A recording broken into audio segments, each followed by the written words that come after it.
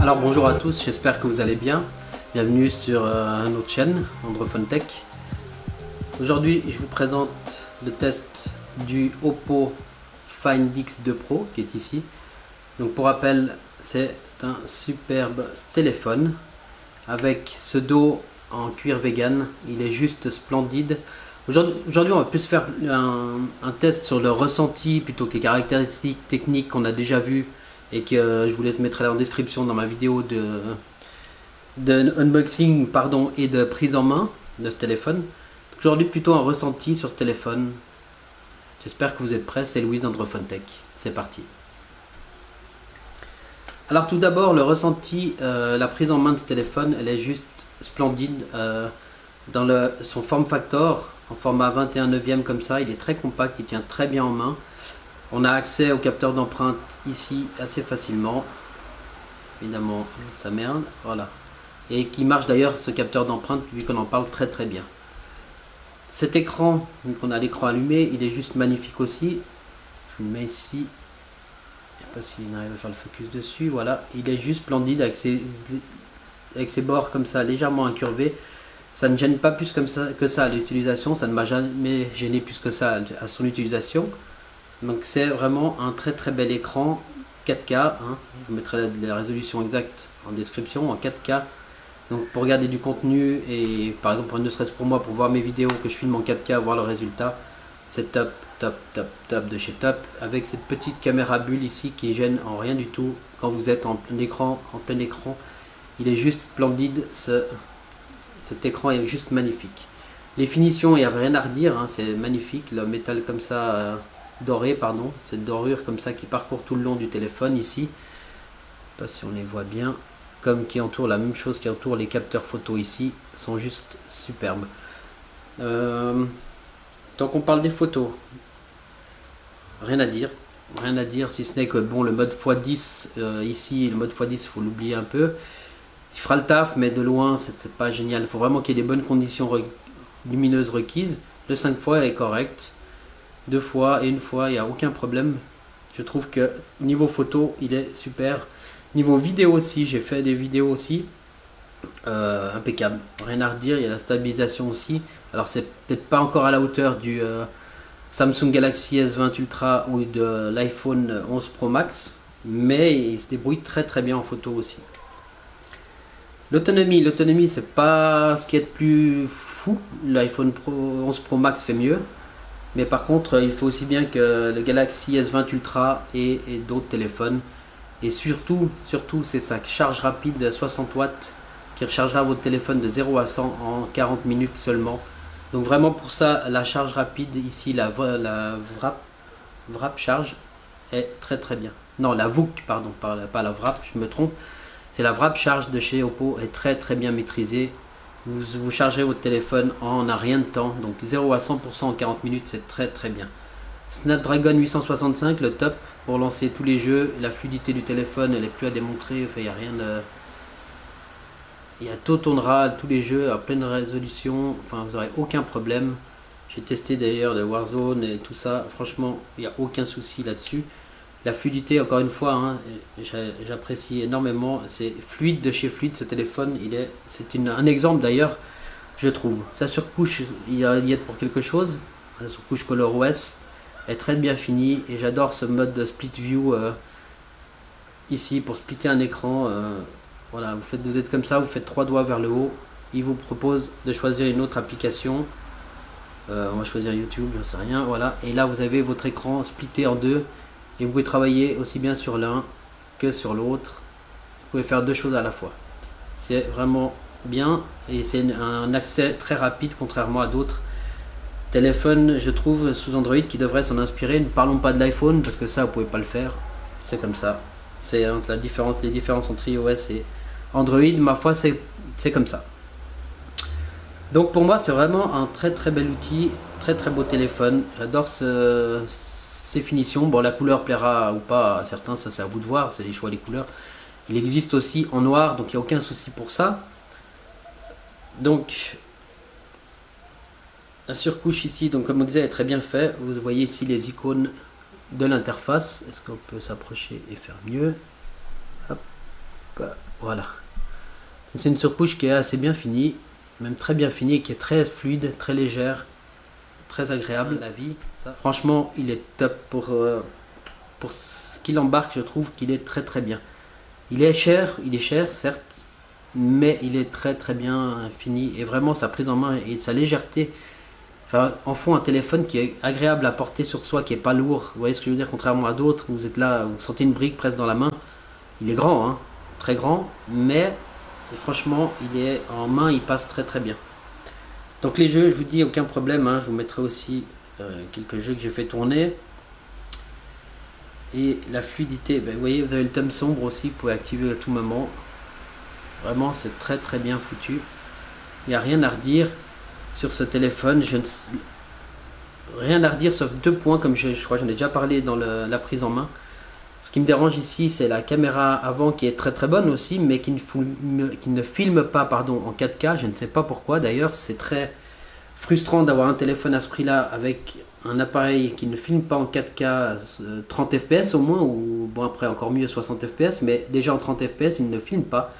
Il filme seulement en Full HD. Je ne sais pas pourquoi Oppo a bridé ce choix, a fait ce choix, je ne sais pas. Et ce qui est très dommage, je trouve, surtout pour ceux qui veulent faire du vlogging.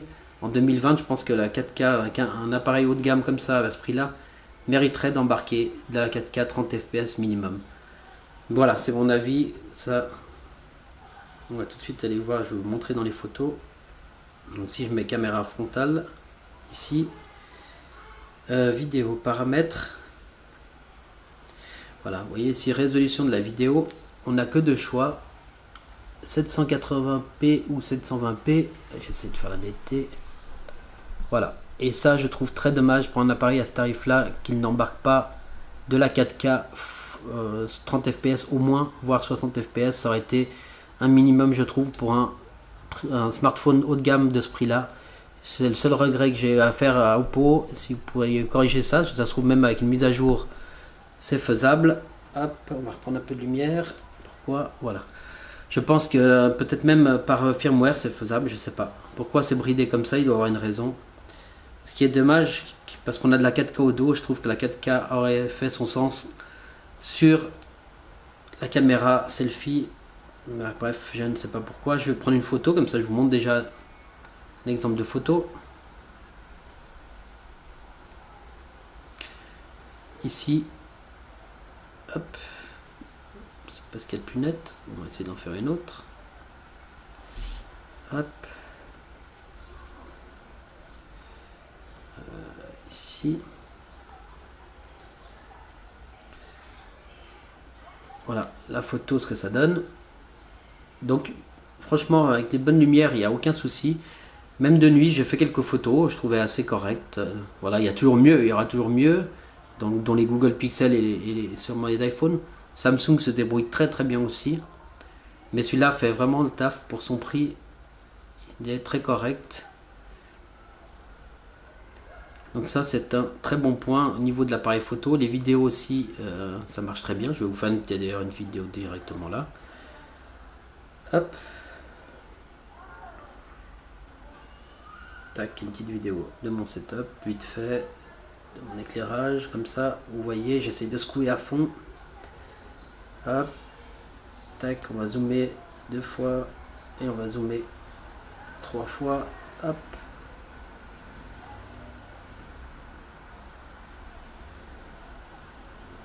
hop. Bon, 5 fois, c'est pas ce qu'il y a de mieux. Je vous montre alors la vidéo, je vais vous montrer la vidéo.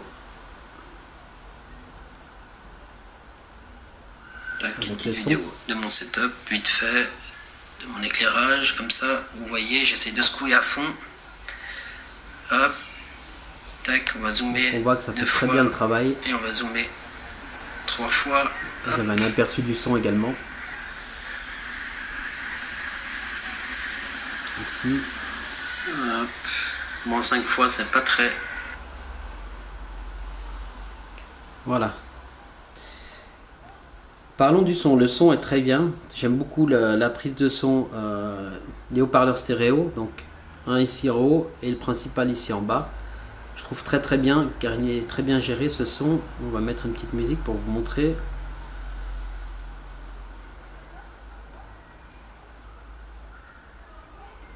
l'écriture et la sensation, d'ailleurs en parlant du clavier est très bonne. Je trouve très fluide, c'est pas une grosse vibration toute pourrie comme on peut avoir sur certains smartphones. Ça c'est bien équilibré, je trouve, elle est bien dosée en tout cas d'office. Hop, musique libre de droit, on va mettre n'importe. On va mettre plein écran, comme ça vous allez voir. On va mettre plein écran, voilà. Ça c'est le son, on paye à fond.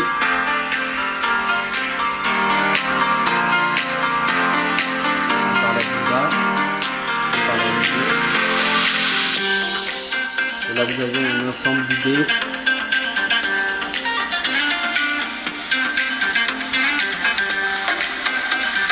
Vous voyez le son est assez fort et correct.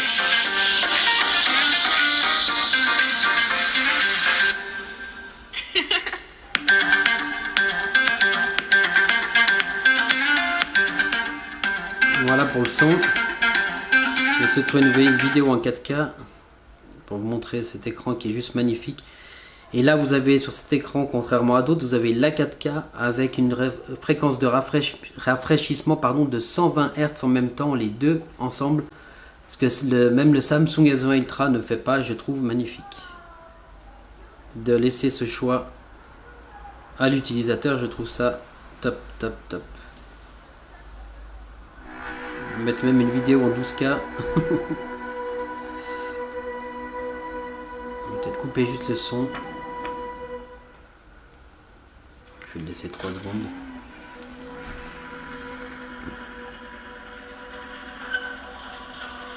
Vous voyez la bulle ici, bon évidemment l'écran est noir. Vous allez voir quand vous allez voir les images que vous voyez la toute petite bulle ici, le petit poinçon là. Franchement il gêne en rien quoi. Vous voyez juste l'écran comme il est splendide et pour consommer du contenu multimédia, vous allez vous régaler avec ce téléphone, je vous le garantis. Franchement cet écran est juste splendide. Avec son format comme ça, 21/9. Il est juste top, top de chez top. J'adore cet écran, j'adore ce téléphone. Pour ça, il est juste magnifique. Voilà, je peux pas faire plus longtemps là sur la vidéo. Mais vous voyez, il y a une image, une définition qui est top, topissime. Vous allez vous régaler avec ce téléphone. Encore une fois, le seul point négatif pour moi, encore une fois, je me répète, c'est cette caméra selfie qui ne propose pas de la 4K. Je ne comprends pas. Oppo, faites une petite mise à jour, faites quelque chose.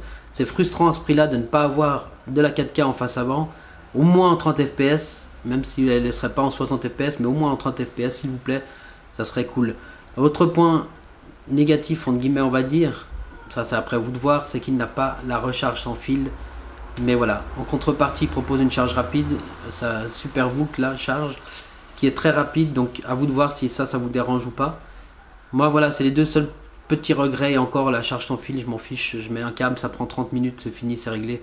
Bon, j'ai de l'USB-C sur mon moniteur, j'ai des chargeurs USB-C, il y a le chargeur fourni avec 60 watts qui est fourni, qui est inclus dans la boîte, contrairement à d'autres. Vous voyez, avec une petite pomme dessus. Bref, c'est comme ça, je veux dire, il faut savoir faire des concessions. Pour moi, ce téléphone est juste bestial. Après, encore une fois, il coûte quand même son prix, hein, c'est un haut de gamme, on va dire qu'il fait son prix. Voilà, je vais essayer de tester le OnePlus Nord, qui me paraît être une bonne alternative niveau prix. C'est du milieu de gamme, mais qui a l'air très très bien fini. Je vais voir si j'arrive à le tester pour vous, à l'avoir pour le tester pour vous. Je rappelle que c'est un peu la même boîte, hein, OnePlus, Oppo et Realme. Bref, dites-moi en commentaire vous ce que vous pensez de ce téléphone, si vous l'aimez ou pas. Si vous avez des questions, n'hésitez pas, je l'ai, vous pouvez me poser des questions, je testerai pour vous volontiers. Sur ce, j'espère que vous avez aimé cette vidéo. Si c'est le cas, lâchez bien un petit like, activez la cloche de notification et abonnez-vous, ça aide la chaîne, je vous le rappelle, on a besoin de vous pour pouvoir continuer nos vidéos. Sur ce, c'était Louis d'Androphone Tech, portez-vous bien, ciao.